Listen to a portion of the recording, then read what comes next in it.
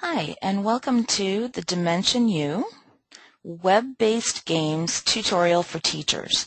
We are going to talk about what the new web-based games are, how to play them, and how to get your students into them. This is going to be a quick and dirty video, so at the end there will be information about how you can contact us if this wasn't enough for you. Here we go. To get your kids on and playing, just go to our website, DimensionU.com, and as you can see, there are a lot of kids having fun playing the games, a kid giving 2 thumbs up. Right underneath the kid giving 2 thumbs up, there's a button that says Play Now. Click that button and that'll get you right into the games. Here we are at the game screen. There are 2 games on the web. One is called Gadget Works and one is Meltdown.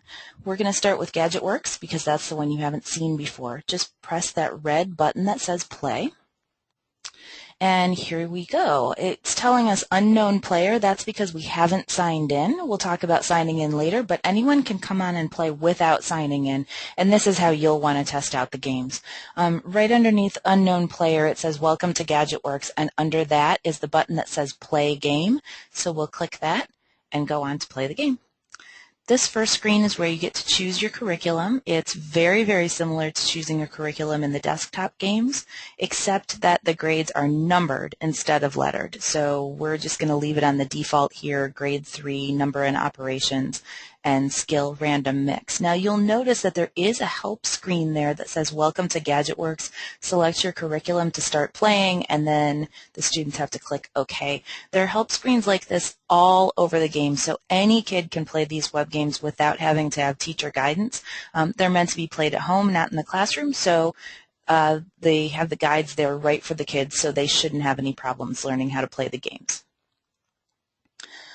In Gadget Works, this is the first screen. I wanted to show you another example of how it gives you the help screen. It says equip new gadgets as you unlock them, equip your paintball thrower, and start the game. Okay, and then you click equip. When we get to the next screen, you'll see a little bit what this looks like, but you can see that there are a whole bunch of different levels, so as the kids answer more questions, they'll be able to level up and keep going and going and going inside the game. So when they get into this screen, you can see over on the left it says Stage 1, and then the first challenge has 3, the second challenge has 4, and the third challenge has 5. You're supposed to hover over the screen and find runs of balls that are the same color. First you're supposed to find 3 in a row, and you click on them and they disappear. Then you find 4 in a row, then you click on them and they disappear, and then you find 5 in a row, and then they click on them and disappear.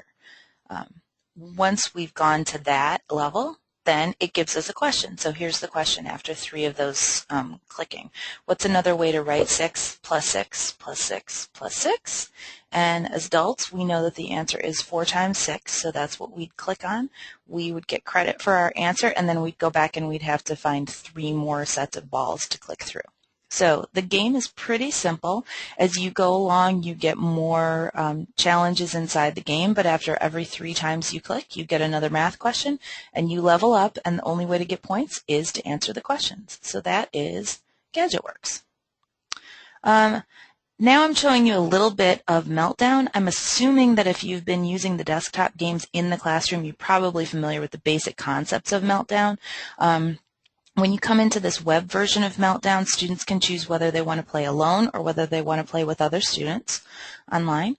They also have different power-up selections that they can make, and here's the screen that it looks like. Their options are not unlocked until they get past certain points in the game.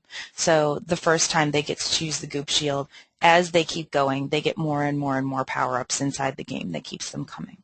And now we'll just take a look at the screen. You can see this is very, very, very similar to the desktop Meltdown that you've been playing with students in school. The playing campus, the landscape is a little bit different, but it's the same concept. They run over the balls to pick them up in their pack, and then they run through to get the answer choices. So the kids who have been playing it in the classroom will be very familiar with it. But if you have students who haven't played Meltdown before, they will still be able to play online because, as I said, there are all the help screens there. Okay, so that is it for the games. Now let's talk a little bit about how your students can take their accounts that they've been using in school and activate them on the web version. So go back to the home screen, and if you look in the upper right-hand corner, it says Log In. That's where they should click. They're going to get to this screen that asks them for their username and their password. They should put in the same exact username and the same exact password that they use in school, and then click that green button that says Log In.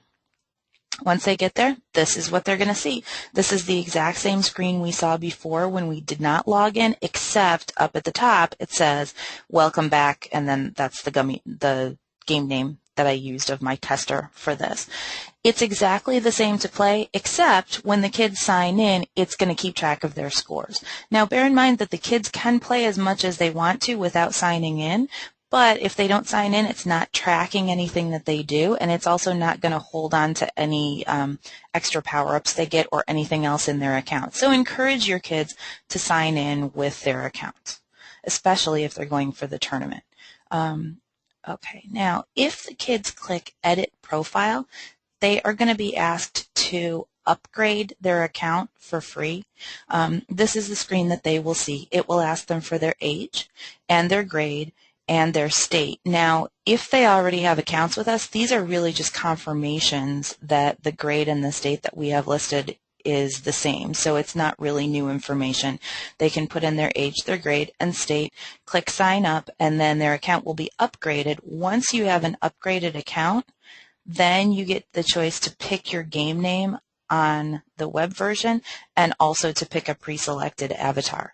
Now, again, students do not have to upgrade if they don't want to, but if they want to pick a new game name and have a new avatar, they can come in and just put those bits of information in for us.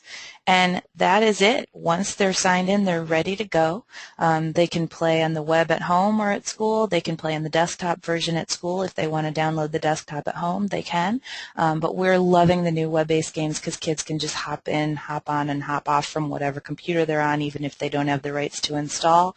And kids are finding it a great way to just go in and play a quick game. So if you have any questions, you can follow us on Twitter and reply to us at Twitter at Duteachers, or you can email us at teachers@DimensionU.com.